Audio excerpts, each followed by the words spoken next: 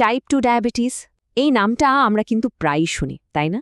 কিন্তু আসলে জিনিসটা কি? চলুন আজ একদম সহজ করে ব্যাপারটা বুঝিনি। আচ্ছা, ভাবুন তো, আমাদের শরীরের কোষগুলোর একটা দরজা আছে, আর ইনসুলিন হলো সেই দরজার চাবি। এই চাবিটা দরজা খুললেই খাবার থেকে পাওয়া চিনি বা গ্লুকোজ কোষের ভেতরে ঢুকতে পারে, আর আমরা শক্তি পাই। কিন্তু টাইপ 2 ডায়াবেটিসে কি হয় জানেন? এই চাবিটা ঠিকঠাক কাজ করে না। ফলে চিনিটা কোষের ভেতরে না ঢুকে রক্তে জমা হতে থাকে। আর ঠিক এখান থেকেই কিন্তু সব সমস্যার শুরু।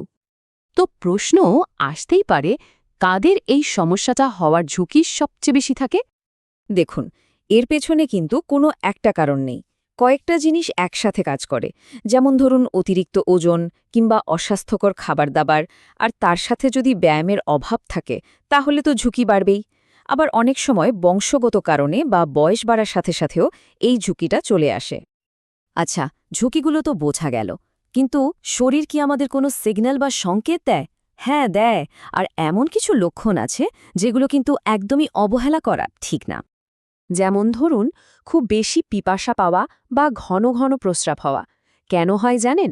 কারণ রক্তে জমে থাকা ওই বাড়তি চিনিটা শরীর বের করে দিতে চায়। আবার যেহেতু কোষগুলো ঠিক মতো শক্তি পাচ্ছে না, তাই সারাক্ষণ একটা ক্লান্তি ভাব লেগে থাকে। এমনকি মাঝে মাঝে চোখে ঝাপসাও দেখা যেতে পারে। শুরুতে এই লক্ষণগুলোকে হয়তো তেমন বড় কিছু মনে হয় না, কিন্তু এগুলোকে যদি গুরুত্ব না দেওয়া হয় তাহলে কি হতে পারে ভেবে দেখেছেন? ব্যাপারটা আসলে বেশ গম্ভীর। রক্তে জমে থাকা এই অতিরিক্ত চিনিটা জানেন তো, একদম সাইলেন্ট কিলারের মতো কাজ করে। এটা ধীরে ধীরে আমাদের শরীরের ভেতরের গুরুত্বপূর্ণ অঙ্গপ্রত্যঙ্গ যেমন হার্ট, কিডনি, চোখ, এমনকি স্নায়ুতন্ত্রকেও ভেতর থেকে দুর্বল করে দেয়। আচ্ছা, এত সব ঝুঁকির কথা শুনে একটু ভয় লাগাটা স্বাভাবিক, কিন্তু একটা ভালো খবর আছে। আর সবচেয়ে বড় খবর হলো, এই পরিস্থিতিটাকে কিন্তু নিয়ন্ত্রণে রাখা সম্ভব, আর এর চাবিকাঠিটা কিন্তু আমাদের নিজেদের হাতেই আছে। এর জন্য কোনো ম্যাজিক দরকার নেই।